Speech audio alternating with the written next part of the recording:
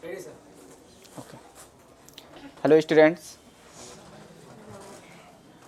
My self Mohammad Tufail. Sir ने शायद बताया भी होगा।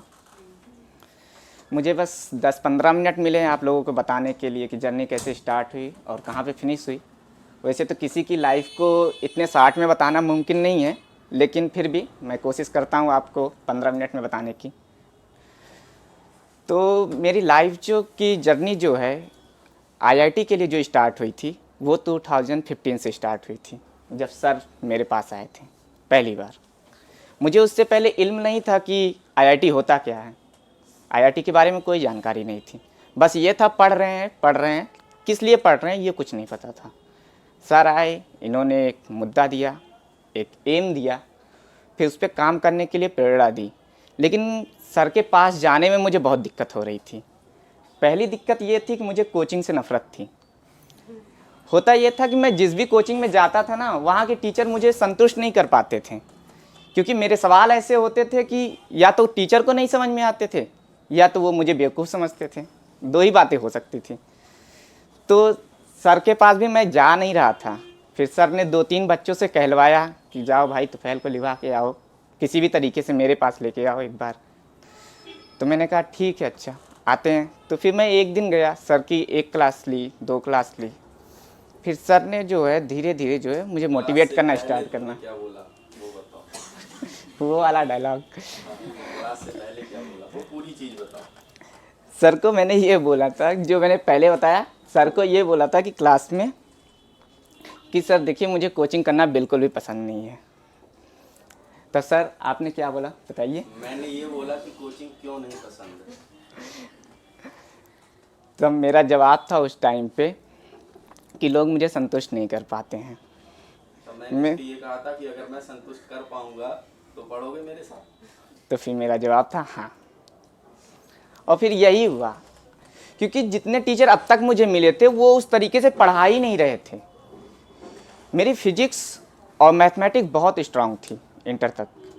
स्ट्रांग का मतलब इतना स्ट्रांग था कि इंटर तक का कोई भी क्वेश्चन आ जाता था वो लबालब सॉल्व हो जाता था। लेकिन केमिस्ट्री में पकड़ थोड़ी कमज़ोर थी। थोड़ी कमजोर थी कि बहुत। सिंपल बात सर। तो सर के पास जब मैं गया तो धीरे धीरे जर्नी स्टार्ट हुई और आईआईटी के क्षेत्र में हम बढ़ते गए। और एक समय ऐसा आया कि मैंने जेईई मेन का एग्ज़ाम दिया और अपने कॉलेज से मैं पहला बंदा था। कॉलेज का नाम उत्कर्ष इंटर कॉलेज है। वहाँ का मैं पहला बंदा था जिसने जो है जेईई मेन में सिलेक्शन लिया था।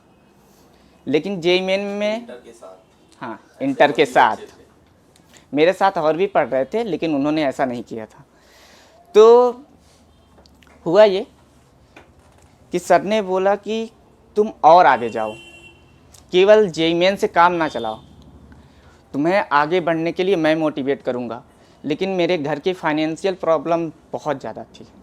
होता है ना सबके घर में ऐसा, तो मेरे घर में भी सेम वैसे ही प्रॉब्लम थी। तो क्या हुआ, मैंने पिताजी को बोला तो उन्होंने कहा नहीं बेटा हम तो करा नहीं सकते ऐसा। मैंने 1 हफ्ते तक खाना नहीं खाया था इस चक्कर में। ये बात हकीकत है। तुम में से कोई ऐसा है? मैंने 1 हफ्ते खाना नहीं खाया था। और पता है मैंने 1 हफ्ते नहीं खाया था तो मेरे पिताजी ने भी 1 हफ्ते नहीं खाया था। वो 1 हफ्ते केवल भटक भटक के ये पता करते रहे कि आईआईटी होती क्या है। क्योंकि होता ना गांव में लोग कम जानकार होते हैं, मैं एक छोटे से गांव का हूँ। तो वो 1 हफ्ते भटक के ये पता करते आईआईटी होती क्या है। तो वो आईआईटी बोल भी नहीं पा रहे थे, आईटीआई बोलते थे कि भाई साहब आईटीआई होती क्या है, आईटीआई होती क्या है, लोगों से ये पूछ रहे थे। तो कई लोगों ने फिर उन्हें कई टीचर्स ने सजेस्ट किया, तब जाके वो 1 हफ्ते बाद मुझे कानपुर भेजने को तैयार हुए और वो भी खुद लेकर गए कानपुर।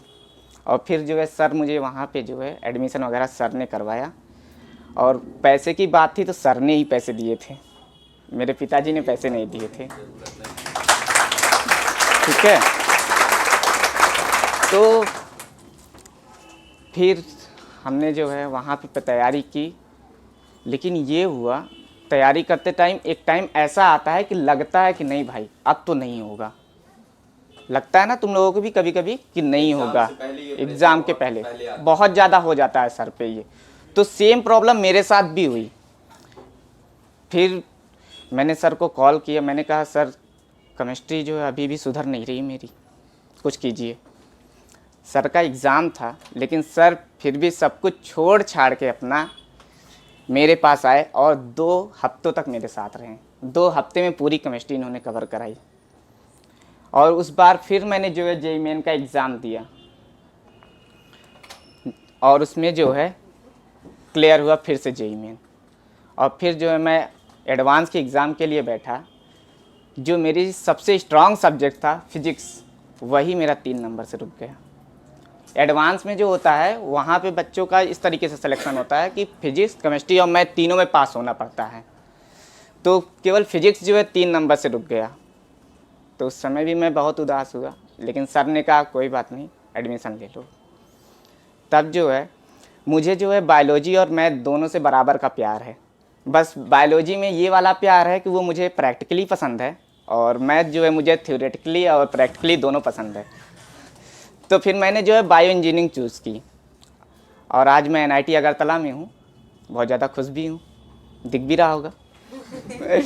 ठीक है। और ऐसा नहीं है कि सिर्फ मैं इंजीनियर हूँ, आप सब भी एक इंजीनियर ही हैं।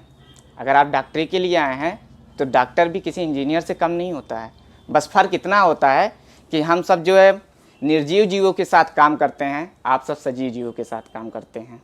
बस इतना सा ही फ़र्क है इंजीनियरिंग में। You are the engineer of the whole body, है कि नहीं? बोला जा सकता है ऐसा। लेकिन अब जो बच्चा इंजीनियरिंग करना चाहता है, बायो का भी छात्र, वो कर सकता है, क्योंकि आपके लिए बायो इंजीनियरिंग सब्जेक्ट आ चुका है।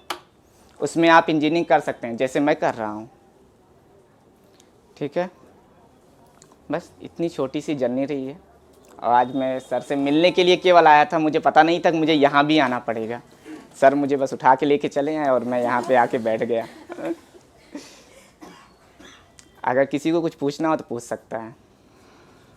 तुम्हारा NCERT का क्या रोल रहा? NCERT कैसे पढ़ी तुमने, कि कितनी NCERT को कवर किया, क्या रहा तुम्हारा, बताओ। NCERT एक ऐसा सब्जेक्ट है जिससे मैं बहुत नफरत करता हूँ।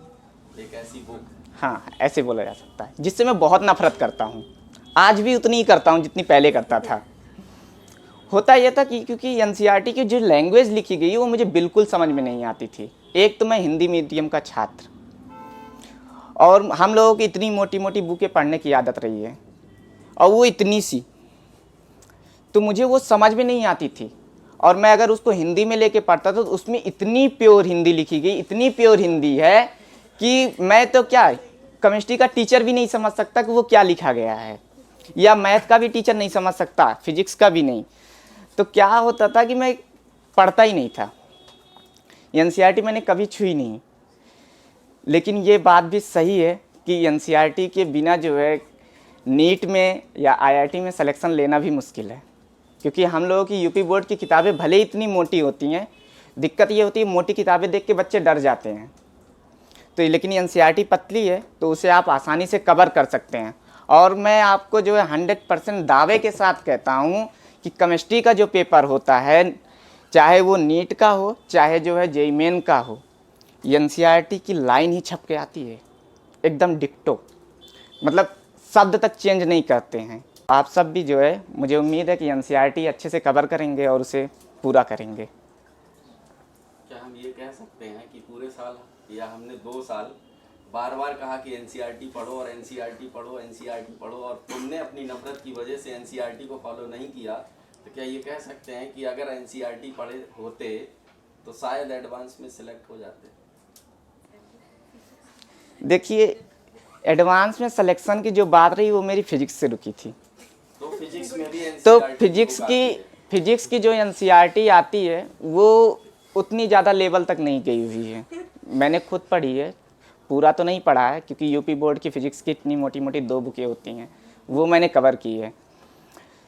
लेकिन केमिस्ट्री के बारे में पूरा 100% दावा है कि वहीं से आता है, क्योंकि केमिस्ट्री सर ने पढ़ाई है। सर खुद NCERT की लाइनें ला ला के मुझे दिखाते थे, देखो ये तो फैल यहाँ लिखा है। ये कब यकीन हुआ? जब जेईई मेन का पेपर हो चुका था, दूसरे राउंड में तुम पेपर दे चुके थे, उसके बाद जब मैंने पेपर को रखा और NCERT को रखा उठा करके, तब यकीन हुआ ना? सर ला के मुझे बुक में दिखाते, देखो तू फैल, यहाँ पे ये सवाल यहाँ से छपा है, ये सवाल यहाँ से छपा है, और ये बात सही भी थी। लेकिन फिजिक्स के केस में ऐसा कुछ नहीं दिखा, क्योंकि एडवांस का जो पेपर बनता है वो हटके बनता है थोड़ा सा। अगर आप सब में से किसी ने जेईई एडवांस का पेपर देखा तो वो देख सकता है। फिजिक्स का पेपर वाकई टफ होता है, और नीट वालों के लिए फिजिक्स का पेपर तो समझ ही रहे हैं कैसा लगता है। बस देख लें, उसके बाद सारा उसी पे ही। इन सब के लिए क्या बताओगे, कैसे पढ़ना है, कैसे क्या करना है? आप सब जानना चाहते हैं पढ़ना कैसे चाहिए? देखिए, सबका अलग अलग तरीका होता है पढ़ने का। मेरा सबसे अलग तरीका था, और आज भी वही तरीका है। मैं जल्दी सो जाता हूँ आज भी। कभी कभी तो मैं 7 बजे ही सो जाता हूँ। हाँ, ऐसा रहा है। और मैंने ये चीज़ ऑब्जर्व की है, कभी भी मैं दिन में फ्री नहीं हो पाता हूँ, रात में ही फ्री हो पाता हूँ। तो मुझे अगर बात करनी होती है तो ऐसे बोल सकते हैं कि अब मुझे अपॉइंटमेंट लेना पड़ता है कि किस टाइम पर फ्री रहोगे, किस टाइम पर नहीं रहोगे, क्योंकि जब मैं फ्री होता हूँ तो ये सो रहे होते हैं। मैं बहुत जल्दी सो जाता हूँ, लेकिन मैं बहुत जल्दी उठ भी जाता हूँ। और मॉर्निंग का टाइम इतना बेस्ट टाइम होता पढ़ने के लिए कि उस टाइम पे कोई डिस्टरबेंस नहीं होता। ना ही किसी का मैसेज आता है खाना खाया या नहीं खाया, ना ही किसी का कॉल आता है जाग रहे हो कि सो रहे हो, ना ही किसी का मैसेज आता है कि क्या कर रहे हो, और ना ही कोई डिस्टर्ब करने वाला होता है। बेटा, इस बात से हम सिर्फ इतना सा समझ सकते हैं कि जो भेड़ चाल है जिस पे सब चल रहे हैं, हमें उससे हटना पड़ेगा।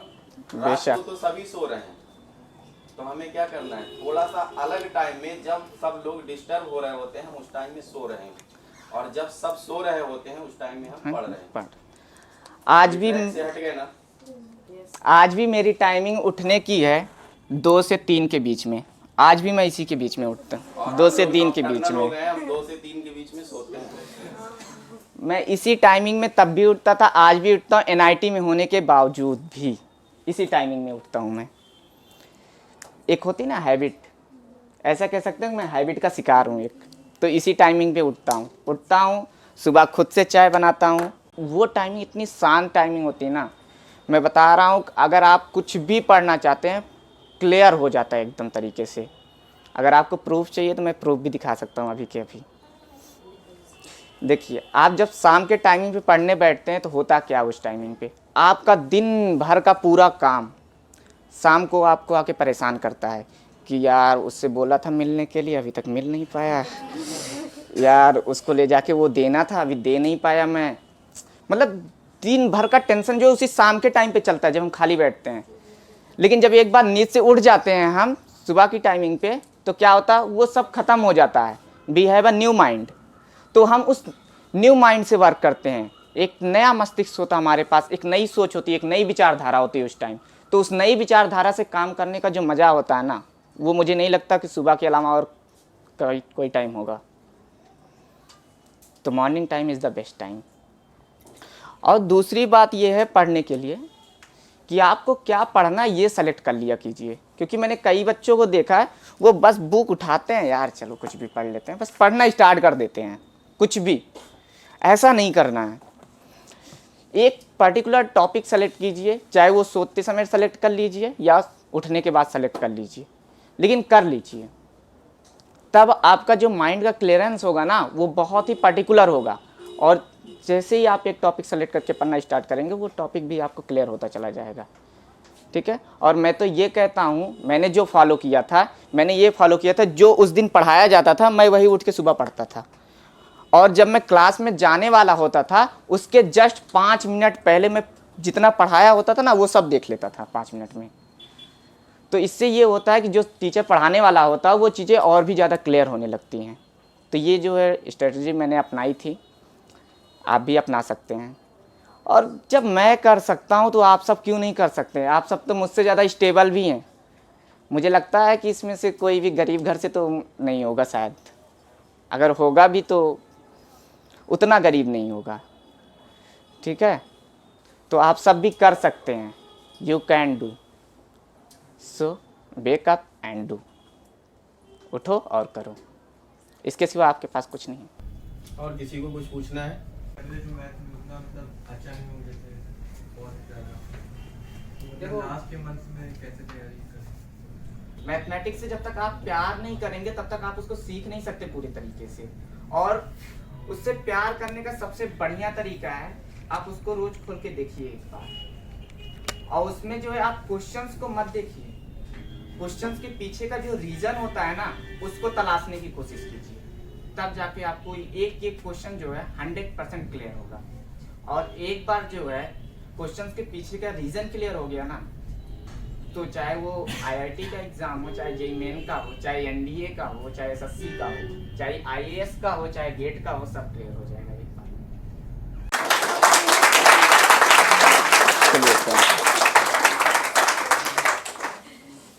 चले भाई, और कोई कुछ पूछना चाह रहा हो तो पूछ लीजिए। तुम लोग के क्वेश्चंस क्यों नहीं होते? सुन के इसको जाओ, अच्छी चीज़ है।